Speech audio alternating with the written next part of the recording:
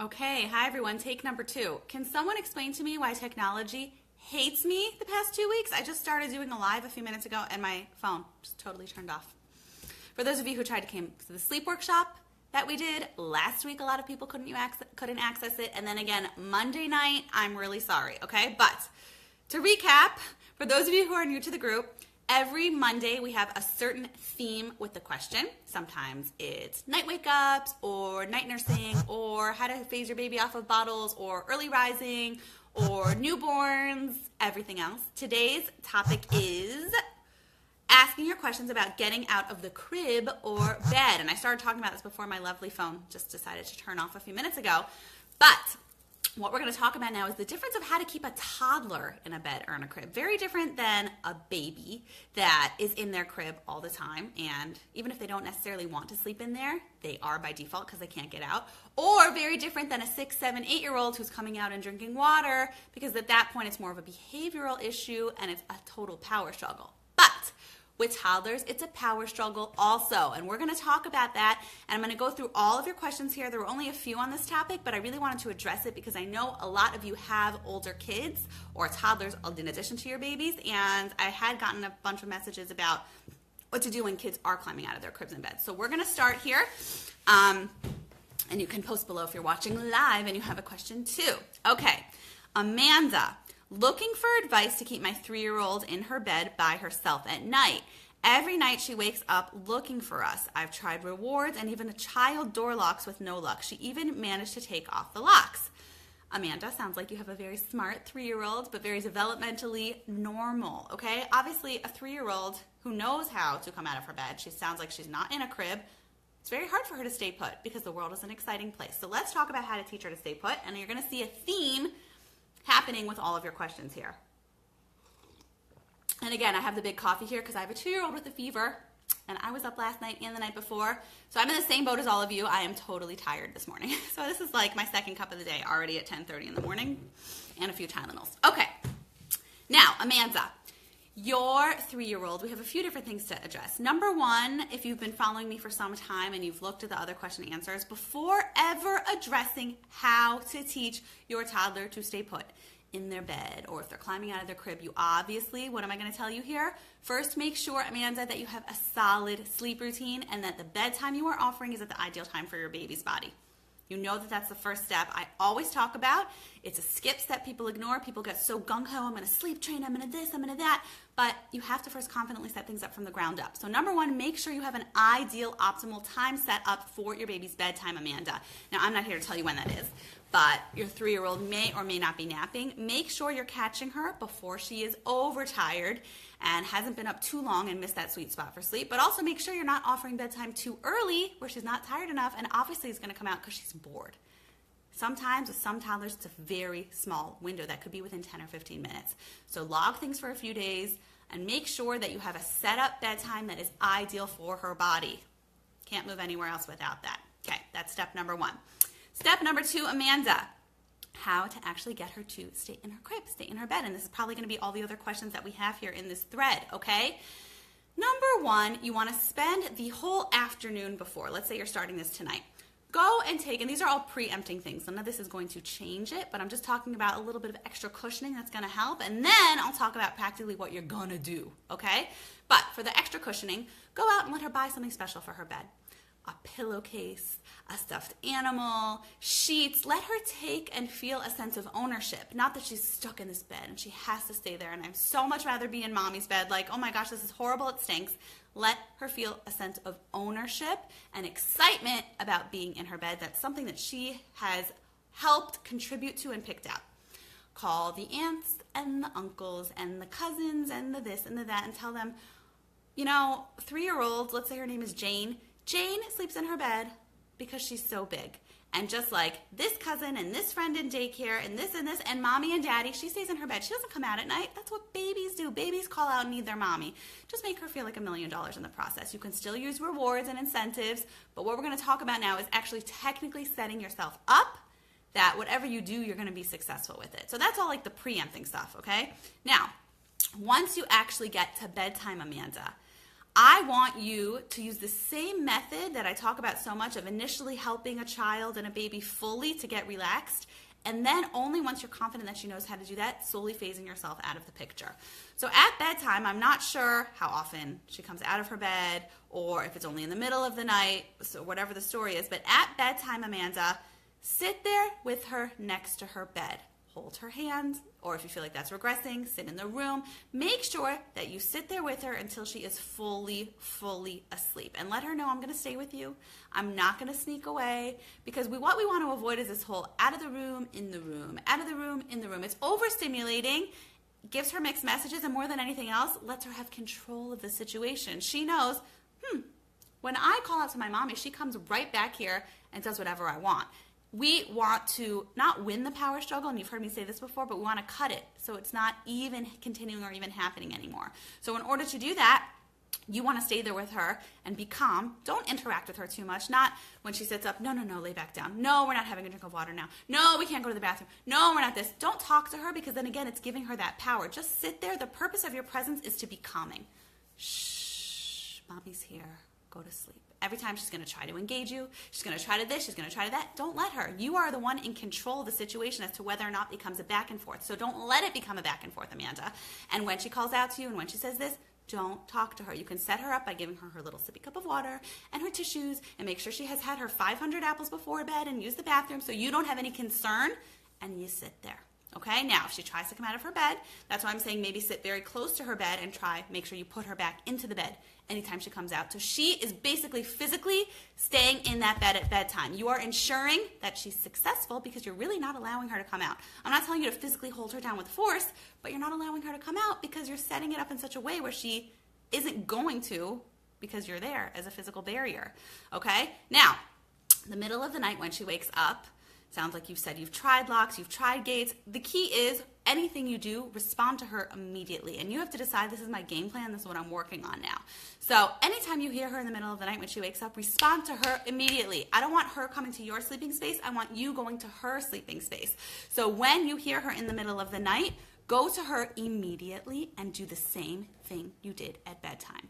If you have to put her back in there and sit close to her and act as a barrier to make sure she can't come out, fine. If you feel being too close is a hindrance and doesn't help her and you want to sit further away, fine.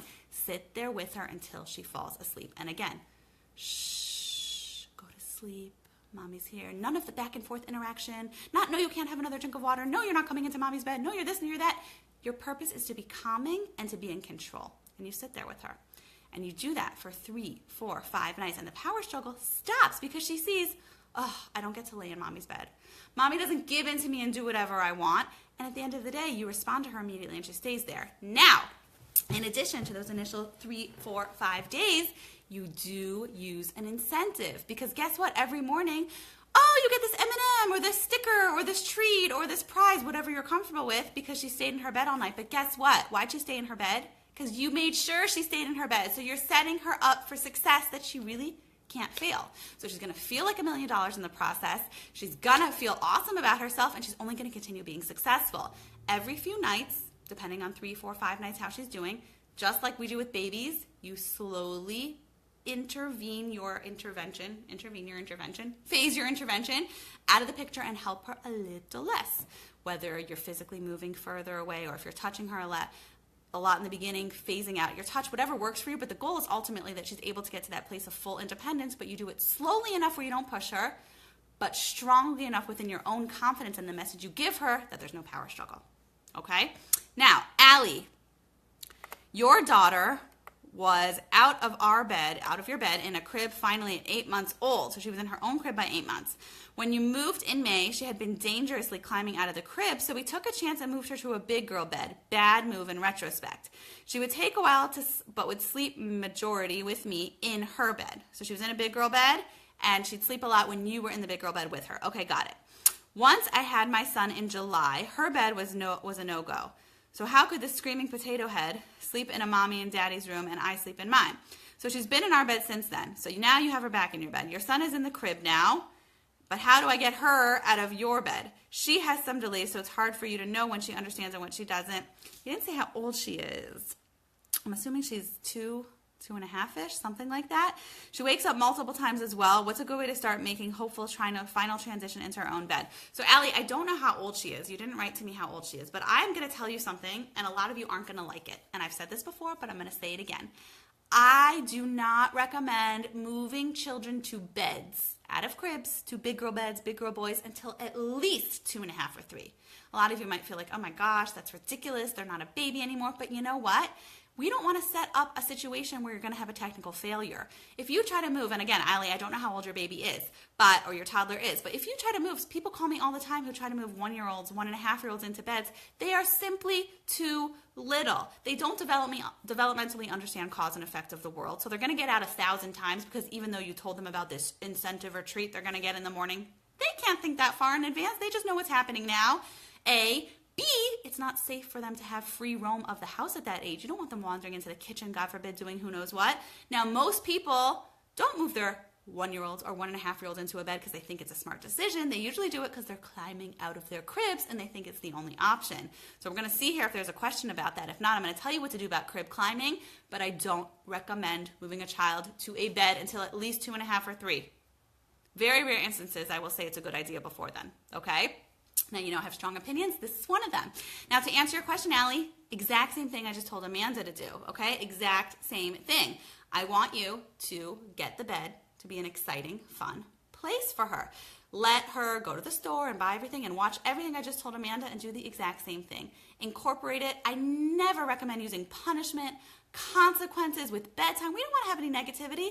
Just like you go to the store and you wear pajamas when you sleep and sweaters in the winter and we brush our teeth and we have to eat vegetables, we also sleep. It shouldn't be this like thing of dark impending doom with a big gray cloud. You know, people make sleep this huge issue and they harp on it like bedtime. You know, it's the apocalypse here. It's not. So if you can view it with positivity and low pressure, that's how your child's going to respond to it also. So try that, Allie, okay?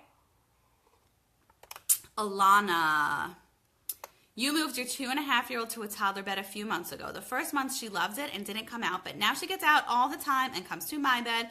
What can I do to get her to stay in her bed at night? Tried blankies and stuffed animals. She's also in a room with her sister, so she's not alone. Okay, so incentives are great. Blinkies are great, buying things are great, like I just told you all, but it's not going to solve the problem independently. Those are just extra cushions to help. But it's not going to teach your child to stay in their bed or stay in there because that's not enough of a motive. It's an added bonus, just like using rewards or giving M&Ms or treats. It's an added bonus. You have to get to the root of this power struggle here and teach them, I'm confident you can do this. I'm going to make sure you can do this. You're going to stay there, but I'm going to be there to make sure that we can actually have you be successful. So Ilana, same thing I just told Allie, same thing I just told Amanda. Make sure you set her up technically in a way where she's going to be successful by you not physically allowing her to come out. And definitely try to use a gate. Try to close the door so you can not keep her in there, God forbid, not lock her in the room. Never advocate locking kids in rooms. But the purpose of that is that you can, when you hear her call you at night, you respond to her immediately and you go to her sleeping space, not her coming to yours. Because what's going to happen when it's 2 a.m. and the little 3-year-old creeps into your bed and you're half asleep and like sometimes you might not even wake up. You're going to wake up at 7 a.m. and she slept with you your whole bed the whole night. So the goal is to hone in on this and have this be the absolute thing you are focusing on of getting them to sleep through the night in their cribs or in their beds. I didn't talk about cribs yet. There wasn't a question yet. I'll get to it. Because if you kind of do it haphazardly, you're not going to get anywhere. Okay, you're going to sometimes bring them into your bed. You're going to sometimes bring them back. You have to be consistent. But if you stick with it, I promise, I can't promise because I'm not helping you along the way, but I'm telling you in my experience, 2 weeks tops, you'll get them sleeping through the night in their beds again. Okay, let's see. Jessica here. Similar type of question. Jessica, I'm in the same boat as the above. After working with you, yes, we worked together when he was a little boy. I think he was 8 or 9 months, Jessica, when we worked together. He started climbing out of his crib at 17 months. You couldn't keep him in, so the second you would leave, he climbed out. He was out. So you put him in a normal size bed, and he was good the first month. However, after that, he started coming into our room. He always wants me or my husband to lay with him. He wants to be in our beds, which we have tried to avoid. We're exhausted. He's never been a good sleeper despite us staying on track with routine. You've tried rewards, talking with him, negotiating. Nothing works. Okay. So first of all, of course, nothing works. I wish I knew how old he was now. I think, Jessica, he's 2 or 2.5 now, if I'm correct, because we worked together a while ago. So I think he's 2 or 2.5. So I'm not going to talk about putting him back into a crib because he's too big. Once you've had it for a year, he's been out of a crib, he's not going to study. He's going to feel like he's being put in a jail cell. We're not going to talk about that. I'm going to talk about younger babies and what to do and how to teach them in a few minutes. But with him specifically, I want you to do the same thing. You have to technically take the reins and set it up. And I know, Jessica, for a while, I know that you were sitting with him at bedtime for hours to get him to sleep. So first of all, make sure bedtime is at that ideal time for what his body needs. Jessica, is he napping? Is he not napping? Is he napping too late? Is he napping too little? Is he napping too long? Make sure you set it up in such a way where you have bedtime set up in that sweet spot for when his body's ready. Because like I told Amanda when I started this a few minutes ago, if you do bedtime too late, they're overtired, they're going to fight it. If you do bedtime too early, they're not tired enough and they're bored, they're going to come out. Got to figure that out first. Then, once you have that, again, negotiating charts, rewards, it's great, but it doesn't solve the problem. It's extra cushioning. You have to take the reins and say, every single time you come out of your bed, I am going to be there with you, lovingly help you, but I'm going to be putting you back in and sitting there with you to make sure you stay put. Because you have to make this your priority, because otherwise, he's going to be in your bed half the night, you'll remember halfway through, you'll put him back, and it will be this whole jack-in-the-box situation, and that's what you want to avoid. So every single time he comes out, set up alarms, set up bells, set up a gate, whatever you can, not to stop him, but just so you can have a little more time to respond to him when you hear him. You put him right back in the bed. And just like I told Amanda, sit there next to the bed if you need to be right there and put a little bit, not pressure, God forbid, but, put your hand on his back and let him know you're there to help him stay put. If you feel like being too close is going to not help and exacerbate the situation, sit a little further away. But whatever you have to do, every single time he comes out, you put him back in. And again, in the morning, here's your reward. Here's your $1 million feelings, Here's calling the grandma. Here's this, because he's successful because you technically made him successful. I'm going to talk about this in a few weeks, but with potty training, it's the same idea. When you potty train, you give them tons of liquids, tons of salty foods to make them thirsty, so they have bajillion opportunities for success. Same thing here. We don't make it a consequence. We don't negotiate. You're just setting your child up so they have nothing but success available, and then you reinforce that success. So it's going to continue. And then every 3, 4, 5 days, you help and intervene out of the picture. Anti-intervene, not a word. Phase your intervention out, moving yourself physically further away, touching less, talking less. So about 2 weeks, they know how to do it on their own. Okay? Lena, please help. Your 5-month-old wakes up, wakes up every 40 minutes to an hour. Okay, Lena, I will answer your question in a minute because I'm just going through the thread here with the cribs and beds, but we'll have a few minutes at the end. I'm happy to take question and answers that are unrelated to this thread if we have some time. Okay? So stay put, Lena. We're going to come to you in a minute. Roxa, your 18-month-old son doesn't want to sleep in his bed. I tried so many things, even put him to sleep in his crib, but he wakes up screaming a lot until you take him out. It's hard to make him calm again. He doesn't even accept my husband when I put him in. What should I do? Okay, so Roxa, I have said many times here, I do not want you putting your 18-month-old in a bed. Way too young, right? I said many times here that 2.5 to 3 is the ideal age to start putting in a bed. And you didn't even say here, Roxa, that he's climbing out of his crib. He just doesn't want to go in. So that's even easier because you're technically set up in a way where you can actually control his sleeping space because he can't come out, unless I'm wrong and he is climbing out. But what I want you to do is go back and look at the bedtime battles or the night wake-ups thread that we did a few weeks ago. But at the end of the day, it's the same concept in essence. When you hear him wake up, you go to him immediately, you respond to him immediately. Remember that our goal in parenting is not that our kids should never cry, right? We would be raising a generation of spoiled adults if every single time a child cried, we gave them whatever they wanted. A lollipop, a this, a that. The goal in parenting is not that our kids should not cry. Obviously, we want them happy, but the goal in parenting is that we are gently there to teach them what's right and what's wrong and give them the confidence that we're there.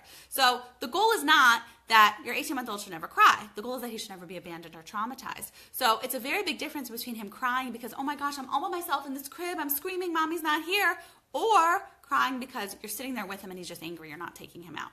So same thing I told everyone else here, Roxa, when he cries to you at night, calls out to you, go to his room right away and sit there next to him in his crib, rubbing his back, touching him, helping him. And then after he gets more comfortable and reliant, knowing, oh, when I call out to my mommy does come right away, then at that point, you can start helping him less and moving yourself further away and phasing yourself out of the picture. So you get the idea here, guys. It's the same idea of phasing yourself out that I talk about with newborns or 6-month-olds or 10-year-olds, even though we're just talking about toddlers here, okay? It's all about that balance.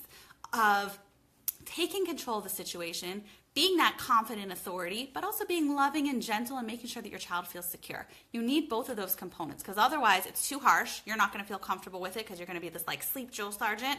You're going to be threatening your child. Your child's going to pick up on all those negative emotions, fight it even more, come out, and you're not going to get anywhere.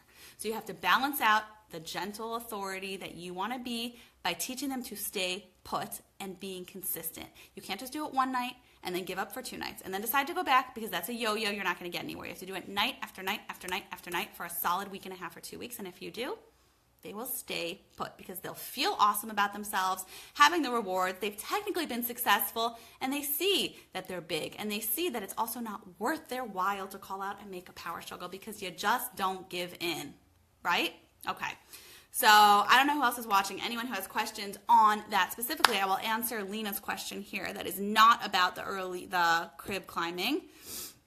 It's a different question, but I think you all get the gist. Let me know your thoughts. I will tag you all below. Okay, Lena, please help. My 5-month-old wakes up an hour after you put him to sleep. Then he wakes up every 40 minutes to an hour until the morning. Oh my goodness, that sounds draining. He co-sleeps with me and my husband sleeps in another room. Baby wakes up crying. He's exclusively breastfed and does not always take the breast if he is really upset. He falls asleep nursing. During the day, he'll only nap with me. Otherwise, if I transfer him to the feeding or he really is asleep, wakes up after 15 minutes. Otherwise, on me, he'll nap 1 to 2 hours. Okay, you've got a lot of different things going on here, my dear. Good things, don't worry. Number 1, I would tell you to watch the nap fighting thread. I will post it below here for you to watch because I just talked about this with Amanda and Jessica and Allie and Roxa and everyone else who had these questions. You can't teach a child to sleep, and Ilana, sorry. You can't teach a child to sleep until you confidently know when their body needs to sleep. So I first would suggest logging your baby's habits. A 5-month-old that's taking forever to fall asleep, waking up so frequently, doing everything like that is a clear, big, red flashing telltale sign that your baby's overtired.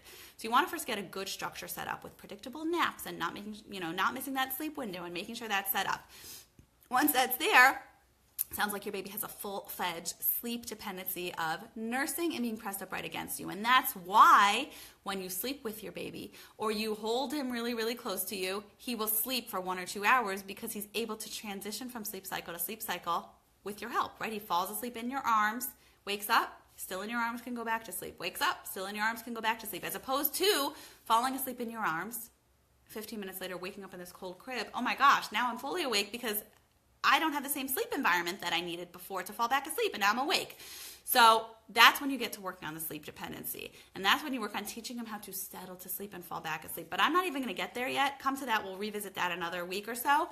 Just work on getting a solid routine set up because that's the key component. If you can get his body better rested, better naps, ideal bedtime, everything like that, that's going to set the stage properly so that way when you work on the sleep dependency, Lena, he can learn how to do things a lot easier. But you can't move to sleep training until you confidently know when the child needs to be sleeping. This is hands down the secret missing step that everybody ignores, that anyone who's been in this group for a while since we started it, I mean, it's fairly new, 2 months, knows how strongly I feel about that. So Lena, log your baby's habits and see how long can he stay awake till he's an exhausted mess? When is his ideal sleep window? Wait a minute, I'm offering a nap at 10 a.m., but he's already rubbing his eyes at 8:30. Of course he's overtired. So first focus on that, and only once you have a confident routine where you know it's working for him, then you can move on to teaching him how to sleep because you can't have one without the other.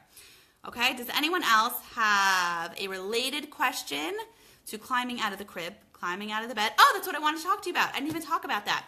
What to do if you have... Well, I'm not going to confuse you. If anyone has a question, let me know. Forget it. I don't want to delve too deep and give you too many ideas here because none of you asked questions about what to do about that, so I don't want to confuse you. But does anyone else have any questions about coming out of the crib, coming out of the bed, coming into parents' bed, toddlers not staying put, or just a random question for you because I can be here for another 10 minutes or so. Anyone who is watching, do you have a sleep question related to this week's thread or unrelated to this week's thread? Lena just asked her question about her 5-month-old. I gave you some pretty strong advice, Lena, but that's the best place to start, I'm telling you. Otherwise, it's just not going to work, okay? So anyone else? Okay. Anyone else? Anyone who tried to come to that sleep workshop, that encore, I'm really, really sorry. As you saw, even with this live, this was my second round doing it. Just wasn't working. Technology totally is just not my forte. Thank goodness I have tech people who help me with these things. And that's that. We'll be back to normal here. We're starting with our weekly threads. We always keep them up. Mondays, you post your question in that thread. Wednesday mornings, I come in and answer you, going through all the questions. We've had a lot of people joining the group. The group is growing a lot. I do my best. Things have been a little crazy because I had some sick kids and my kids were off school, but I do try to come in once a day and just answer a few random questions. If you want to get my attention, obviously, post it again, bump it up to the top so I could see it. You know, if it's down there from like last week, I'm probably not going to get to it as much as I see one on the top. But my team, Naomi, Jessica, they're here to kind of let you know and navigate when we have the weekly thread so you could be there. But like I said, I do my best to hop in randomly. These lives, for sure, I will go through as many questions. We've had lives as long as almost an hour and a half one week was, because I think we had 20 questions. I tried to get through all of them. But obviously, if you are interested in really getting sleep, really getting to the root of it, you don't just want to get random advice here. A lot of people, though, are seeing amazing results from this advice. So it's just about how much you take it. You can always feel free to click the link above in the pinned post to set up a sleep success call with me. I do them every Tuesday at 1 p.m. and we go through my entire system, start to finish, how I can help your baby sleep, how I can help your family sleep, and I learn more intensely about you. But otherwise, stay tuned for the next week's thread. I'll leave you in suspense what it's going to be about, and I'll hop in here to try to answer your questions, okay? If no one else has any question, I think that's it. I'm going to go finish my second cup of coffee for the day because Lord knows I'm in the same boat with you now. I told you, for those of you who are just joining us, my 2-year-old has a fever and she has been up for many nights and I'm exhausted. And I get it, especially since I'm used to sleeping like my 8-9 hours a night. When I don't get sleep, my kids left for school today, they're like, don't go near mommy. So I get it. You don't want to come 10 feet within me if I'm a tired person. So I'm going to go finish my second cup of coffee. I hope this helped you. I hope to answer your questions. Have an amazing Wednesday.